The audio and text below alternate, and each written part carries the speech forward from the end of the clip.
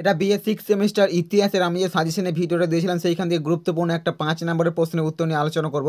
কাজেই তোমরা ভিডিওটা প্রথম থেকে শেষ অবধি শোনো এবং উত্তরটা অবশ্যই খাতায় লিখে নেবে ভালো করে। তো চলো উত্তরটা দেখে নেওয়া যাক। তো আমার প্রিয় বর্ধমান বিশ্ববিদ্যালয়ের বন্ধুরা, আশা করি তোমরা সবাই ভালো এবং সুস্থ আছো। তো তোমাদেরকে সেমিস্টার সাজেশন 2.0 চ্যানেলে তোমাদেরকে স্বাগত জানাই। তো আজকে আমি আলোচনা করবো আমার সাজেশন থেকে 5 নম্বরের মোস্ট ইম্পর্টেন্ট একটা প্রশ্নের উত্তর নিয়ে আলোচনা করবো।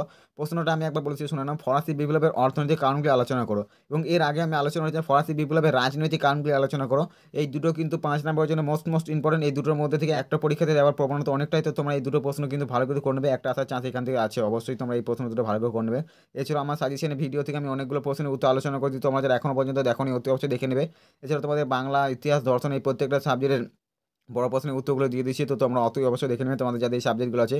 এবং রাষ্ট্রীয় এসএকিউ সাজেশন দিয়ে দিয়েছি এবং পরবর্তী ভিডিওতে তোমাদের বড় কোশ্চেনের সাজেশনের উত্তরগুলো দেবো। তো তোমরা অবশ্যই ভিডিওগুলো দেখে নিতে পারো তোমার যাদের আছে। তো চলো আজকে ভিডিও দেখে নেওয়া যাক। তো দেখো, ফরাসি বিপ্লবের অর্থনৈতিক কারণগুলি আলোচনা করো। দেখে নাও উত্তরটা, দেখে নাও। এবং উত্তর শোনার আগে তোমাদেরকে একটু গুরুত্বপূর্ণ কথা জানি, তোমরা জানা আমার চ্যানেল নতুন আসছে অবশ্যই চ্যানেলটি সাবস্ক্রাইব করবে, পাশে থেকে বেল আইকনটা অবশ্যই প্রেস করে দেবে যাতে পরবর্তী ভিডিও নোটিফিকেশন তোমার কাছে পৌঁছায়। কারণ বর্ধমান বিশ্ববিদ্যালয়ের বিভিন্ন প্রিভিয়াস ইয়ার কোশ্চেন বা সাজেশন এবং উত্তর তুমি এই চ্যানেলে পেয়ে যাবে। তো চ্যানেলটা অতি অবশ্যই সাবস্ক্রাইব করবে। তো চলো উত্তরে দেখে নেওয়া যাক। তো কোশ্চেনটা আগে বলেছি ভালো করে শোনা নাও। তো দেখো, ফরাসি বিপ্লবের অর্থনৈতিক কারণকে আলোচনা করো। তো উত্তরে দেখো না, ফরাসি বিপ্লব 1789 খ্রিস্টাব্দে আধুনিক বিশ্বের ইতিহাসে একটি অন্যতম গুরুত্বপূর্ণ ঘটনা। ঐতিহাসিক কবান ফরাসি বিপ্লবকে অসংখ্য ছোট বড় খরস্রোতা নদীর সমন্বয়ে ছড়িয়ে পড়া ভয়ানক বন্যার সঙ্গে তুলনা করেছেন। এবার পয়েন্টগুলো দেখে নাও। ফরাসি বিপ্লব অর্থনৈতিক কারণ। তো দেখে নাও, বিভিন্ন অর্থনৈতিক কারণ ফরাসি বিপ্লবের জন্য বিশেষভাবে দায়ী ছিল। বিভিন্ন অর্থনৈতিক কারণ ফরাসি বিপ্লবের জন্য বিশেষভাবে দায়ী ছিল। তো দেখে নাও, এক নম্বর সরকারি অপব্যয়। ফরাসি রাজ পরিবারের আকাতের অর্থ ব্যয় করে রাষ্ট্রের অর্থনৈতিক শক্তিকে দুর্বল করে দেন। 14 লুই 1643 থেকে 1715 খ্রিস্টাব্দ, 15 লুই 1715 থেকে 74 খ্রিস্টাব্দ ও 16 লুই 1774 থেকে 93 খ্রিস্টাব্দ আমলে সম্রাট সহ রাজ পরিবারের অমিত ব্যয়িতা ও বিলাসিতা চরমে পৌঁছায়। ফলে ফরাসি রাজকোষ শূন্য হয়ে যায়। এবং 2 নম্বর ব্যয়বহুল যুদ্ধ। 14 ও 15 লুই বিভিন্ন ব্যয়বহুল যুদ্ধে অংশ নিয়ে বিপুল অর্থ ব্যয় করেন। 16 লুই আমেরিকার স্বাধীনতার যুদ্ধে যোগ দিয়ে বিপুল অর্থ ব্যয় করেন। ফলে দেশে অর্থনৈতিক সংকট দেখা দেয়। 3 নম্বর পয়েন্ট দেখলাম, অধিকার ভোগীদের আয়। ফ্রান্সে প্রায় আর্ধেক কৃষি জমি ছিল যাজক অভিজাত সম্প্রদায়ের হাতে। জমি থেকে বিপুল আয় সত্ত্বেও তারা সরকারের টাইল বা ভূমিকর, ক্যাপিটেশন বা উৎপাদন কর বা ভিজিটিং কর বা আয় কর প্রভৃতি কর দিত না। তা সত্ত্বেও তারা রাষ্ট্রে বিভিন্ন ধরনের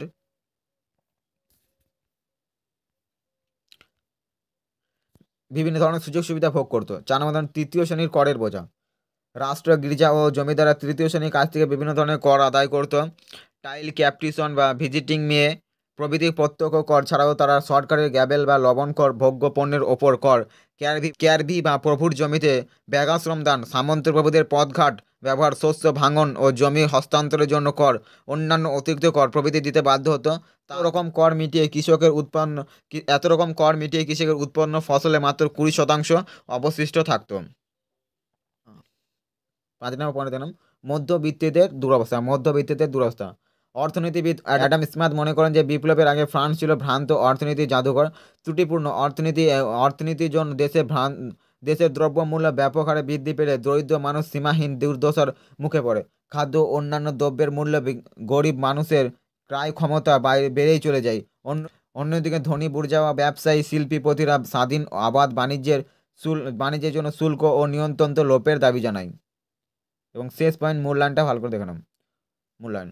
ঐতিহাসিক মার্সেল রাইন বলেছেন যে ফরাসি বিপ্লবের সামাজিক অর্থনৈতিক পটভূমি বাদ দিয়ে এই বিপ্লবের প্রাকৃতিক কারণ বোঝা যায় না। ঐতিহাসিক মার্সেল স্টেফেনসন বিপ্লবের জন্য অর্থনৈতিক কারণের উপর বিশেষ গুরুত্ব দিয়েছিলেন, বলেছিলেন যে এই বিপ্লবের প্রধান কারণ ছিল অর্থনৈতিক ও রাজনৈতিক, দার্শনিক ও সামাজিক নয়। তো চলো প্রশ্নের উত্তরটা এখানে শেষ হয়ে গেলো। এই প্রশ্নের উত্তরটা তোমরা কিন্তু অতি অবশ্যই ভালো করে খাতায় লিখে নেবে, কারণ 2024 সালে পরীক্ষার জন্য এই প্রশ্নটা মোস্ট ইম্পর্টেন্ট আছে। কাজে তোমরা এই প্রশ্নের উত্তরটা ভালো করে খাতায় লিখে নেবে। এবং তোমাদের যাদের অন্যান্য সাবজেক্টের সাজেশন এবং উত্তরের ভিডিওগুলো দেখোনি, অতি অবশ্যই ভিডিওটা শেষে আমি দিয়ে দেবো, তোমরা অতি অবশ্যই দেখে নেবে। অর্থাৎ ভিডিওটা শেষে চলে আসবে, তোমরা অতি অবশ্যই দেখে নেবে। তো চলো আজকে ভিডিও এখানে শেষ করছি এবং ভিডিও শুরু করে তোমাদের একটা গুরুত্বপূর্ণ কথা জানিয়ে দিই।